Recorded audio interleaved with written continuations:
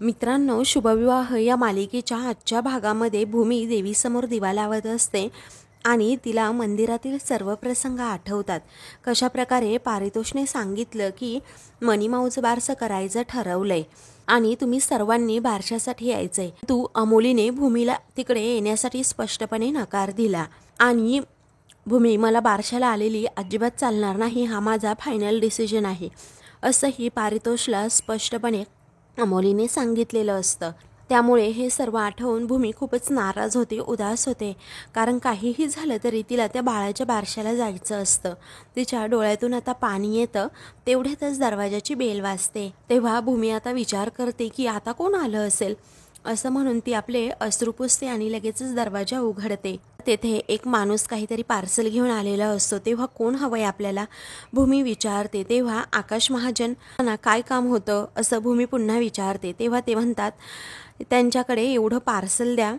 तर आता भूमी विचारते तुम्ही कुठून आलात. मग आता तो माणूस म्हणतो की मी अंबेजोगाई मंदिरातून आलो आहे, त्यांनीच पाठवले तुमच्यासाठी पार्सल. भूमीला आनंद होतो आणि ती त्या माणसाला थँक्यू असं म्हणते. आता तो माणूस तेथून गेल्यानंतर भूमी लगेचच आतमध्ये येते आणि म्हणते कुलदेवीच्या देवळातून आले म्हणजे हे पार्सल, असं म्हणून ती ते पार्सल आता उघडून पाहते. त्यामध्ये आता प्रसाद म्हणून फुटाणे, त्याचबरोबर पेढे सुद्धा असतात आणि बाळासाठी एक चांदीचं गिफ्ट सुद्धा असतं. त्यामध्ये हातातल्या छान अशा बांगड्या असतात. तेव्हा आता लगेचच भूमी ही खूपच खुश होते आणि म्हणते की बापरे, कुलदेवीच्या मंदिरातून आले, असं म्हणून त्यामध्ये एक पाकिट असतं ना, ते पाकिट ओपन करून ती पाहते. तर त्यामध्ये एक चिठ्ठी असते. तर भूमीला समजतं मी जेव्हा प्रेग्नेंट होते तेव्हा आकाशने माझ्यासाठी कुलदेवीच्या मंदिरामध्ये अभिषेक सांगितला होता आणि त्याचीच ही पावती आहे, असं भूमी आता तिला आता खूपच आनंद होतो. ती म्हणते आज कसं ना बाळाचं बारसं आहे, त्याच वेळेला नेमका हा प्रसाद सुद्धा आला. त्यानंतर भूमीच्या आता काही गोष्टी लक्षात येतात की हा तर देवीचाच संकेत आहे आणि असं असेल ना तर ह्या चांदीच्या मनगट बाळाच्या हातात घातल्याच पाहिजेत. ती आता विचार करते की कशा या मनगट्या आता बाळाच्या हातात घालाव्यात. दुसरीकडे सर्वजण आता बारशासाठी आलेले असतात. तेव्हा आता पारितोष आणि आकाश हे दोघेही मिळून सगळ्यांना एक एक चिठ्ठी देत असतात आणि त्या चिठ्ठीमध्ये आता प्रत्येकाने आपापल्या आवडीचं नाव लिहायचं असतं. मग आता मानसीला सुद्धा आकाश लगेचच चिठ्ठी देतो, आजीला सुद्धा देतो. मग मानसीला चिठ्ठी दिल्यानंतर लगेचच ती म्हणते भाऊजी प्लीज, हो आपण एकदाच भूमिताईला विचारूयात ना हो. मग आता आकाश म्हणतो नको अगं मानसी, कसं आहे ना, उगीच आपण या मोहात पडायला नको. ऑलरेडी भूमीला इकडे बोलवलेलं नाही आहे, त्यामुळे ती टेन्शनमध्ये असेल आणि आपण जर असं काही तिला विचारलं तर ती अजून डिस्टर्ब होईल. या विचाराने आकाश स्पष्टपणे नकार देत तेथून जातो. मग आता लगेचच मानसी ही म्हणते की ताई, भाऊजी किती नाही म्हणाले ना तरीही मला तुझ्यापर्यंत या सगळ्या गोष्टी पोहोचवणं खूप महत्त्वाचं आहे. खरंच तू इथे हवी होतीस आता, पण तू मिस करायला नको. इथे नाहीये तर म्हणूनच मी तुला आता भाऊजींच्या विरोधात जाऊन हा मेसेज करतेय, असं मानसी म्हणते आणि भूमीला मेसेज करत असते. तर दुसरीकडे यशपाल हा घरी येतो आणि लगेचच गाणं म्हणू लागतो, मी आलो मी जिंकलो. पण घरात तर कुणीच नाही वाटतं, असं तो सगळीकडे पाहत स्वतःशीच बडबडत असतो. मग आता तो म्हणतो एवढा मोठा खजिना वाऱ्यावर टाकून हे सर्व मालक लोक गेले तरी असतील कुठे. त्यानंतर अथर्व आता तेथे येतो. तेव्हा आता लगेचच हा तर रागिणीचा धाकला लेक दिसतोय, परंतु एवढ्या बदमाश बाईला एवढं निष्पाप लेकरू कसं दिलं असेल देवाने तरी, असा प्रश्न यशपालच्या मनात येतो. तेव्हा काय भाज्या, कसा आहेस, असं आता लगेचच यशपाल अथर्वला विचारतो. तेव्हा अथर्व म्हणतो की मी बरा आहे काका, पण तुम्ही कुठे बाहेर गेला होतात का. तेव्हा तो म्हणतो की हो मी बाहेरच गेलो होतो, कसं आहे ना NGOची कामं करता करता पायाचा पार तुकडा पडून जातो ना, मग तरीही जावंच लागतं. त्यानंतर लगेचच आता अथर्वला तो विचारतो तू काय करतोस काम. मग आता आमच्याच कंपनीमध्ये मी आकाश आणि त्याचबरोबर बाबांच्या हाताखाली काम करतो, असं आता अथर्व सांगतो. तेव्हा यशपाल विचारतो की तुमच्या कंपनीतून CSR फंडातून तुमची कंपनी डोनेशन करत असेलच ना. तेव्हा हो करते ना. मग यशपाल लगेचच विचारतो साधारणतः किती करते. तेव्हा अथर्व त्याच्याकडे पाहतच राहतो. यशपाल लगेचच विषय बदलतो आणि विचारतो म्हणजे साधारणतः असं किती डोनेट करतात हेच विचारले मी. तेव्हा लगेचच आता टर्नओव्हरच्या रेशोमध्ये आकाश हे सगळं पाहतो असं अथर्व सांगतो. तर यशपाल अथर्व शेजारी जाऊन बसतो आणि लगेचच तो म्हणजे तुमच्या कंपनीचा टर्नओव्हर म्हणजे काहीशे कोटी असेल ना, तेव्हा काहीशे कोटी काय काहीशे हजार कोटी असल्याचं अथर्व सांगतो. मग आता लगेचच यशपाल म्हणतो, अरे बापरे, पैशाला लागून पैसा उगवतो आणि त्याच्या खाली 7 पिढ्या सुद्धा जगतात बाबा. पुण्य असल्याविगर लक्ष्मी मागे वळून सुद्धा बघत नाही असं म्हणून तो अथर्वला पुढे आता बघायला सांगतो. तेवढ्यातच आता तिथे राजू काका येतात आणि यशपालकडे पाहतात. त्यानंतर यशपाल थेट मुद्द्यावरच येत म्हणतो की काही हजार कोटी म्हणजे नक्की किती असेल. त्यावेळी अथर्व आश्चर्याने म्हणतो, म्हणजे तुम्हाला नक्की काय म्हणायचंय. तर आता राजू काका सुद्धा लगेचच पुढे येतात आणि नक्की तो काय विचारतोय हे पाहत असतात. त्यानंतर इकडे यशपाल आता हसतो, डोकं खाजवतो आणि म्हणतो, अरे रे रे रे, अरे म्हणजे 2000 कोटी सुद्धा असतील ना, किंवा 200,000 कोटी सुद्धा असतील ना, म्हणून आपलं विचारलं, बाकी काही नाही.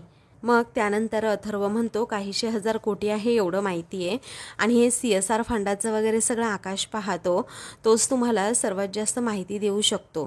त्यावेळी यशपाल म्हणतो, बरं ठीक आहे, आणि मनातच विचार करतो, माहिती काढली होती त्यापेक्षा जरा जास्तच टर्नओव्हर आहे यांचा.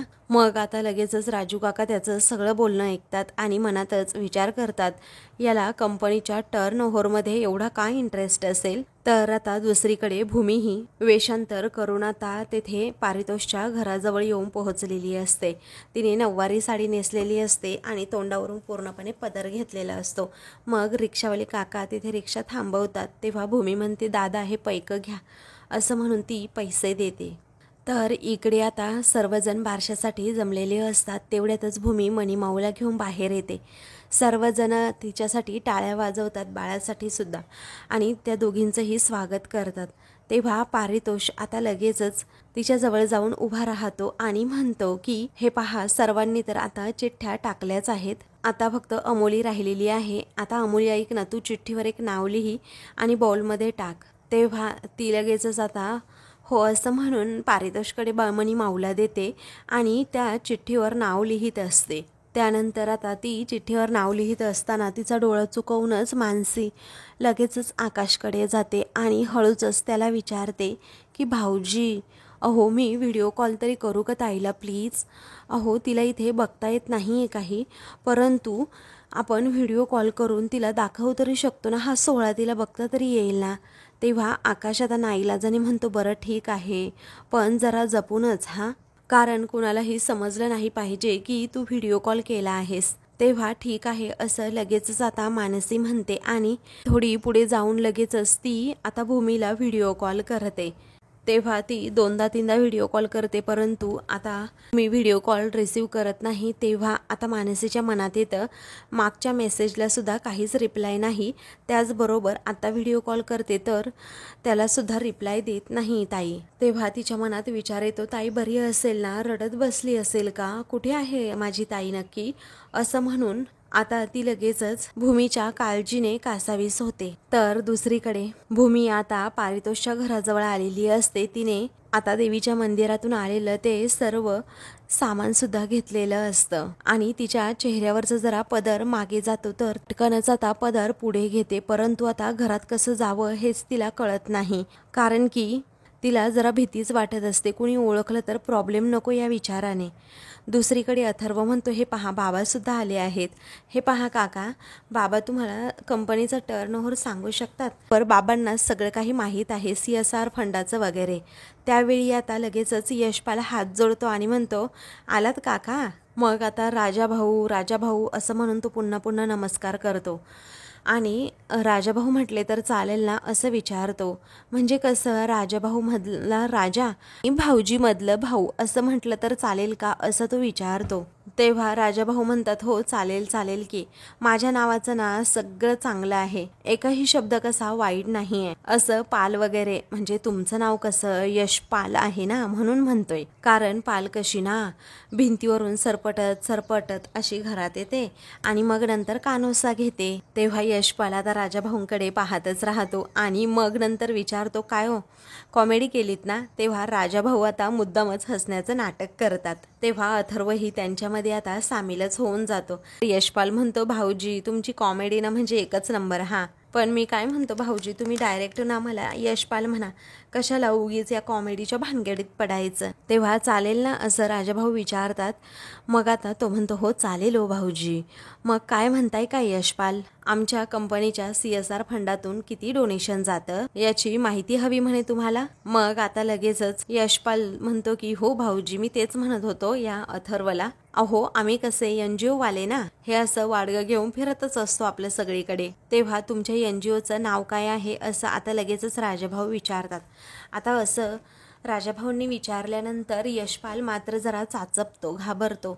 त्याला काय पटकन नाव सांगावं कळत नाही. मग पुन्हा एकदा राजाभाऊ विचारतात, अहो नाव ठेवलं असेल ना, मग काय नाव आहे त्याचं NGOचं.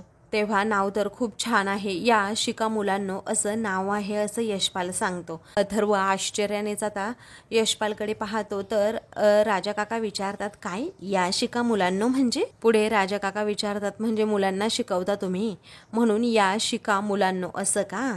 जर मुलींना शिकवलं असतं तर या शिकागो मुलींनो असं ठेवलं असतं का, असं राजा काका विचारतात. तेव्हा आता यशपाल हा एकदमच गप्प राहतो, काहीही बोलत नाही.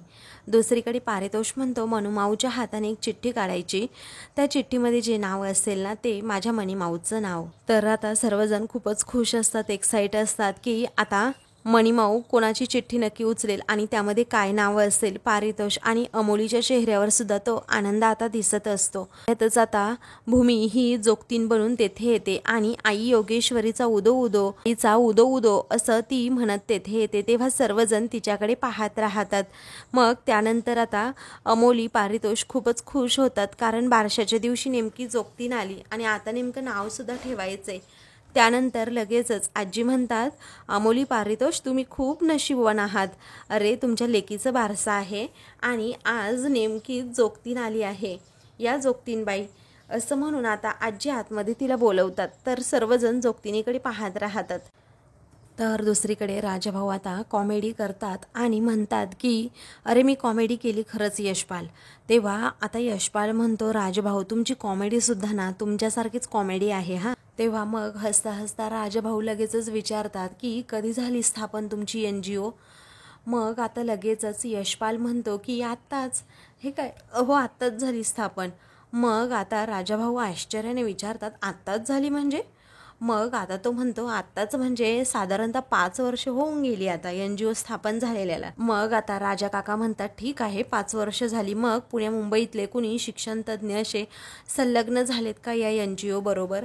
त्यावेळी आता लगेचच यशपाल म्हणतो, नाही मी लग्न लावून दिलं नाही. तेव्हा अथर्व म्हणतो, अहो असं काय बोलताय. मग आता राजा काका म्हणतात, अहो लग्न नाही संलग्न, म्हणजे पुण्या मुंबईतले जे शिक्षण तज्ज्ञ आहेत ते जोडले गेले आहेत का तुमच्या NGOला.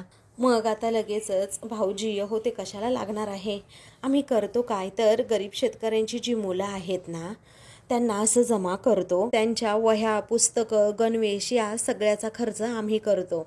मग आता चांगलं आहे असं राजा काका म्हणतात. त्यानंतर आता यशपाल म्हणतो, आता एक निवासी इमारत बांधण्याचं काम सुरू करावं म्हटलं, कारण आता चालून चालून पूर्ण पाय तुटून गेले तो भाऊजी. राजा काका विचारतात, तुम्ही स्वतःसाठी एक निवासी इमारत बांधणार का आता.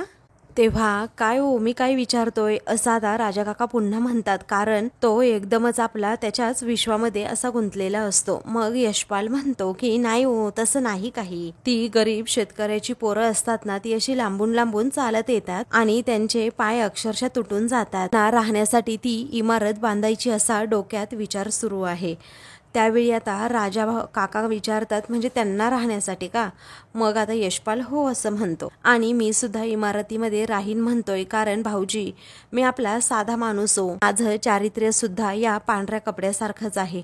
आज या गावात तर झोळी घेऊन उद्या त्या गावात, आम्हाला असं फिरावंच लागतं, काय करायचं. मग अथर्व विचारतो, काका किती वर्ष झाली हो तुम्ही काम करताय. तेव्हा कसली वर्ष बाळा, अरे माझीच तर NGO आहे ती, असं यशपाल सांगतो. मग राजाभाऊ विचारतात की आजपर्यंत किती मुलं शिकून बाहेर पडली तुमच्या NGOतनं.